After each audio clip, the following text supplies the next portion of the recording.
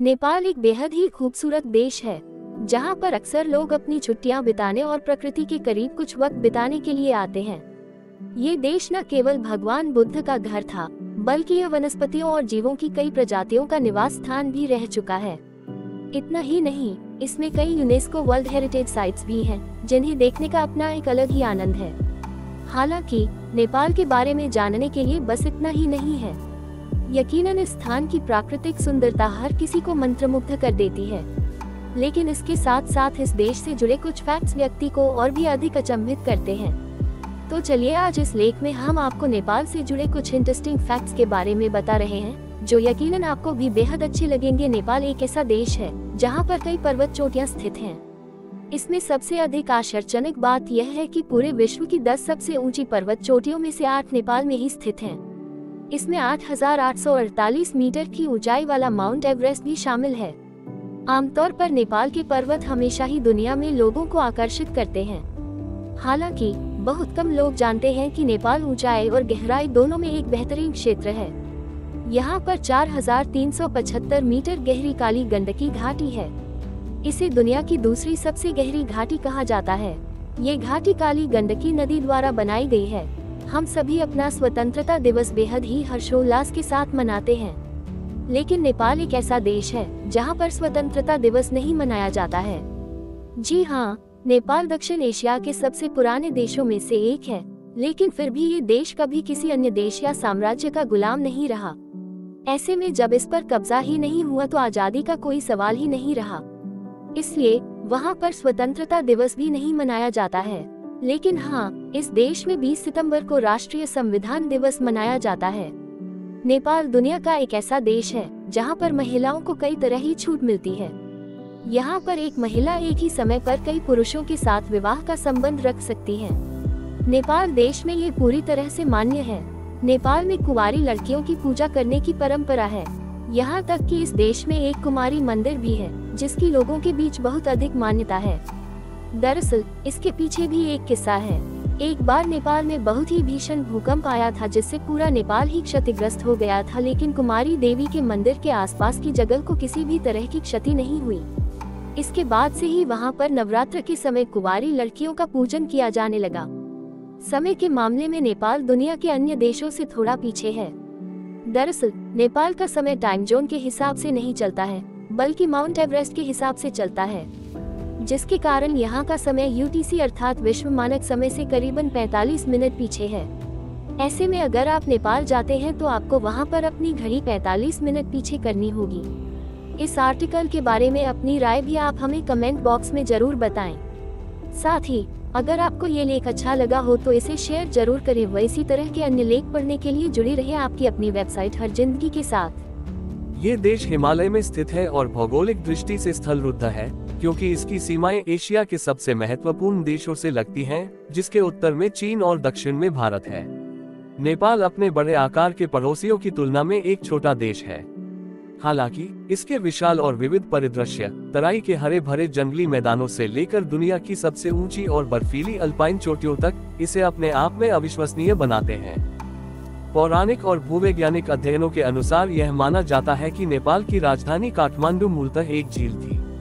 नेपाली किंवदंती के अनुसार मंजूश्री काठमांडू आए और विशाल झील को देखकर उन्होंने अपनी तलवार से कोबम के शिखर को आधा काट दिया और पानी को खाली कर दिया, जिससे उपजाऊ घाटी में सभ्यता पनपने लगी। एक वैज्ञानिक परिकल्पना महत्वपूर्ण भूवैज्ञानिक साक्ष्यों की व्याख्या करती है, जो काठमांडू के झील होने की ओर इशारा करती है। हालांकि लोकप्रिय धारणा के विपरीत भूवैज्ञानिकों का मानना है कि झील एक बार में पूरी तरह से सूखने के बजाय 15,000 वर्षों में चरणों में सूख गई थी। ये विश्व का एकमात्र ऐसा ध्वज है जो चतुर्भुज के आकार का नहीं है। ध्वज में लाल रंग का प्रयोग नेपाल के राष्ट्रीय पुष्प रोडोडेंड्रॉन को दर्शाने के लिए किया गया है। यह युद्ध में विजय का प्रतिनिधित्व करता है।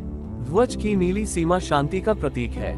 दो प्रतीक सूर्य और चंद्रमा नेपाल की स्थायित्व की आशा का प्रतीक है। ये प्रतीक नेपालियों के अंतर्निहित स्वभाव उग्र और शांत को भी दर्शाते हैं।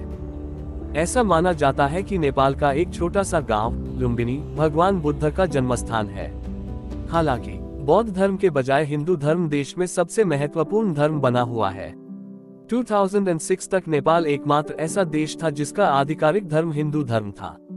यहाँ की 80.6% आबादी हिंदू है और केवल 10.7% बौद्ध है। पौराणिक कथाओं के अनुसार नेमुनि नामक ऋषि ने प्रागैतिहासिक काल में देश में हिंदू धर्म की शुरुआत की थी। वे हिमालय में रहते थे और अपने सिद्धांतों का प्रचार करते थे। ऐसा माना जाता है कि उन्होंने ही प्रथम नेपाली राजा का चयन किया था तथा गोपाल वंश की आधारशिला रखी थी।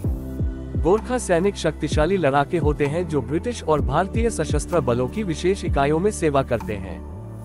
गोरखाओं की कुशलता और निडरता से प्रभावित होकर अंग्रेजों ने पहली बार उन्हें ब्रिटिश ईस्ट इंडिया कंपनी की सेना में लड़ाकों के रूप में भर्ती किया। प्रथम और द्वितीय विश्व युद्ध तथा एंग्लो नेपाली युद्ध में प्रयुक्त खुखरी गोरखाओं के सबसे प्रसिद्ध हथियारों में से एक है। देश में एक सींग वाला गैंडा और बंगाल बाघ पाए जाते हैं। अंतर्राष्ट्रीय प्रकृति संरक्षण संघ के अनुसार एक सींग वाला गैंडा एक लुप्तप्राय प्रजाति है। पृथ्वी पर रॉयल बंगाल टाइगर्स के सर्वाधिक घनत्व के मामले में नेपाल तीसरे स्थान पर आता है, भारत और बांग्लादेश के बाद। नेपाल ने वन्यजीव संरक्षण के लिए काफी प्रयास किया है। इसका परिणाम ये है कि बंगाल टाइगर, एक लुप्तप्राय प्रजाति, अब विलुप्त होने के कगार पर नहीं है। वैज्ञानिकों ने अनुमान लगाया है कि अब बाघों की संख्या लगभग 235 है, जबकि 2009 में ये संख्या मात्र 120 थी। नेपाल एक खूबसूरत देश है जो इतिहास, संस्कृति और अविश्वसनीय लोगों से समृद्ध है। ये काठमांडू में स्थित बेटेफेल्ट की कंपनी के स्वामित्व वाली कार्यशाला का भी घर है। एक फेयर ट्रेड प्रमाणित कंपनी के रूप में हम अपने कारीगरों, उनके जीवन और उस अद्भुत देश में गहराई से निवेश करते हैं जिसे वे अपना घर कहते हैं। उदाहरण के लिए, उनके वार्षिक शरद ऋतु त्योहारों के दौरान हमारे सभी कारीगरों को 34 सशुल्क छुट्टियां और एक अतिरिक्त महीने का वेतन मिलता है। हम लोगों की संस्कृति और परंपराओं का सम्मान करने और उन्हें अपनाने में विश्वास करते हैं। हमने पिछले कुछ सालों में नेपाल के बारे में कुछ बहुत ही रोचक तथ्य भी सीखे हैं। हम उनमें से कुछ आपके साथ साझा करना चाहते हैं ताकि आप उस अनोखे देश के बारे में और जान सके जहां आपकी बेटेफेल्ट चप्पलें बनाई गई थी। यहाँ नेपाल के बारे में 5 रोचक तथ्य दिए गए हैं जो शायद आप नहीं जानते होंगे। जब आप नेपाल में हैं, तो आप भविष्य में हैं। आपने सही पढ़ा। नेपाल उत्तरी अमेरिका से 56 वर्ष और 8 महीने आगे है। ये कैसे संभव है? नेपाल विक्रम संवत कैलेंडर का पालन करता है, जिसे विक्रम संवत कैलेंडर के नाम से भी जाना जाता है। यह ऐतिहासिक हिंदू कैलेंडर और नेपाल का आधिकारिक कैलेंडर है। विक्रम संवत कैलेंडर का उपयोग करने वाले कुछ अन्य देश भारत, बांग्लादेश, थाईलैंड, मलेशिया और श्रीलंका हैं। वैसाखी हिंदू सौर नववर्ष की शुरुआत का प्रतीक है और हर साल 13 या 14 अप्रैल को मनाया जाता है। नेपाल दुनिया के अधिकांश सबसे ऊंचे पहाड़ों का घर है। नेपाल को अक्सर उसके खूबसूरत पहाड़ी परिदृश्य के लिए सम्मानित किया जाता है, और अच्छे कारण से। ये देश ग्रह पर 10 सबसे ऊंचे पहाड़ों में से 8 का घर है। सबसे ऊंचा प्रसिद्ध माउंट एवरेस्ट है, जो 8849 मीटर ऊंचा है और नेपाल और चीन की सीमा पर स्थित है।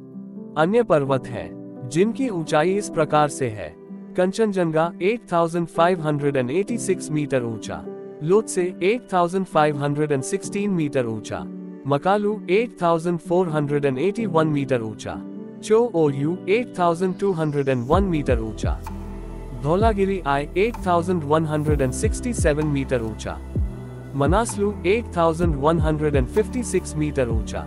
नेपाल एकमात्र ऐसा देश है जिसका राष्ट्रीय ध्वज गैर आयताकार है। नेपाल का झंडा अनोखा है। ये एकमात्र ऐसा राष्ट्रीय ध्वज है जिसका आकार आयताकार नहीं है। इसके बजाय इसका लाल झंडा त्रिभुजाकार है। लाल रंग नेपाल का राष्ट्रीय रंग है और यह नेपाली लोगों की बहादुरी की भावना को दर्शाता है। ध्वज को बनाने वाले 2 त्रिकोण हिमालय पर्वत, जिनमें से अधिकांश नेपाल में हैं, का प्रतीक है। ध्वज पर खगोलीय पिंड इस उम्मीद का प्रतिनिधित्व करते हैं कि नेपाल सूर्य और चंद्रमा की तरह लंबे समय तक रहेगा। नेपाल एक बहुत ही विविधतापूर्ण देश है। अपने छोटे आकार के बावजूद नेपाल अविश्वसनीय रूप से विविध है। ये एक बहुजातीय, बहुभाषी और बहुधार्मिक देश है जो विविधता में एकता का दावा करता है।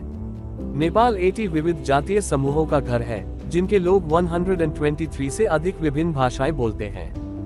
इन सभी समूहों की अलग अलग मान्यताएं, परंपराएं और उत्सव हैं, फिर भी वे परस्पर सम्मान दिखाते हैं और सौहार्दपूर्ण तरीके से रहते हैं। एक ऐसा उदाहरण जिसका हमें लगता है कि बाकी दुनिया को अनुसरण करना चाहिए। हाथी पोलो की उत्पत्ति नेपाल में हुई। आप पोलो के बारे में जानते हैं, लेकिन क्या आपने हाथी पोलो के बारे में सुना है? ये वैसा ही है जैसा कि सुनने में लगता है। पारंपरिक पोलो को लीजिए और घोड़ों की जगह हाथियों को रखिए।